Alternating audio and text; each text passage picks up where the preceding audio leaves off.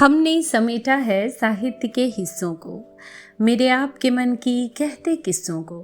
नमस्कार, यह कथा कस्तूरी और कथा कस्तूरी में मैं मौसमी चंद्रा आपके लिए लेकर आई हूँ आज तिब्बत की एक लोक कथा जिसका शीर्षक है राख की रस्सी।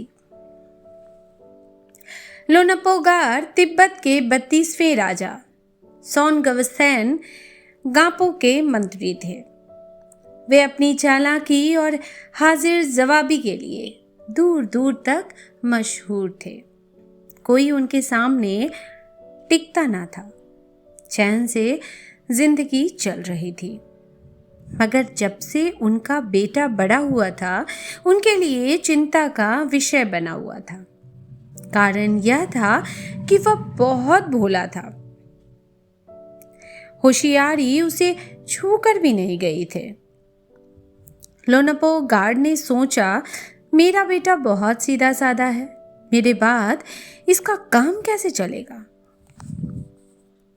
एक दिन लोनपोगार ने अपने बेटे को 100 भेड़ें देते हुए कहा, तुम इन्हें लेकर शहर जाओ, मगर इन्हें मारना या बेचना नहीं, इन्हें वापस लाना 100 जौ के बोरों के साथ, वरना मैं तुम्हें घर में घुसने नहीं दूंगा।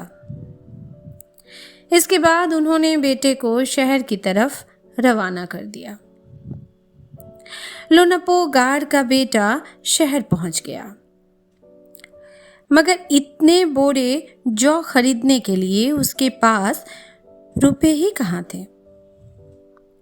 वह इस समस्या पर सोचने विचारने के लिए सड़क किनारे बैठ गया, मगर कोई हल उसकी समझ में नहीं आ रहा था। वह बहुत दुखी था। तभी एक लड़की उसके सामने आ खड़ी हुई।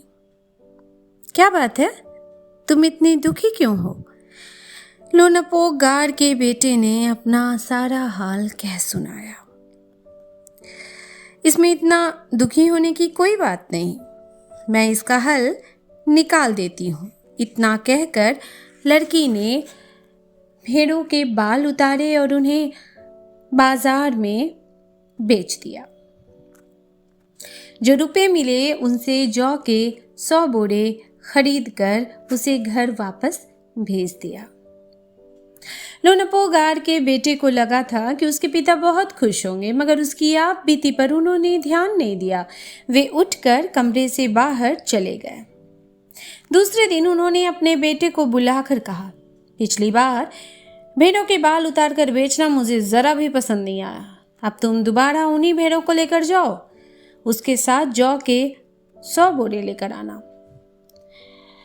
एक बार फिर निराश लोनपोगार का बेटा शहर में उसी जगह जा बैठा। ना जाने क्यों उसे यकीन था कि वह लड़की उसकी मदद के लिए जरूर आएगी, और हुआ भी कुछ वैसा ही।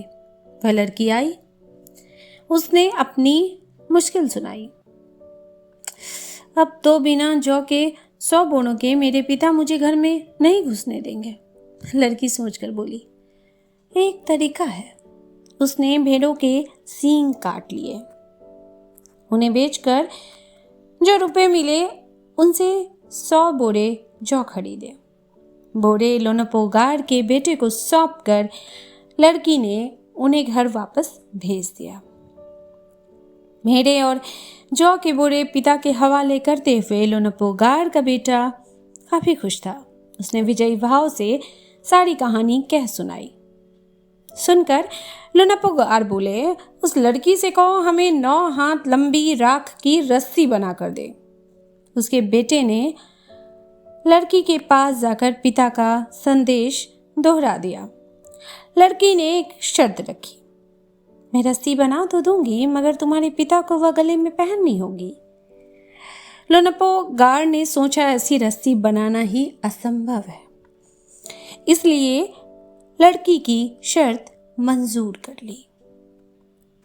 अगले दिन लड़की ने 9 हाथ लंबी रस्सी ली, उसे पत्थर के सिल पर रख दिया और जला दिया।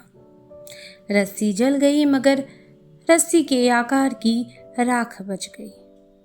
वह उसे सिल समेत लोनपोगार के पास ले गई और उसे पहनने के लिए कहा। लोनपोगार रस्सी देखकर चकित रह गए। वे जानते थे कि राख की रस्सी को गले में पहनना तो दूर, उठाना भी मुश्किल है।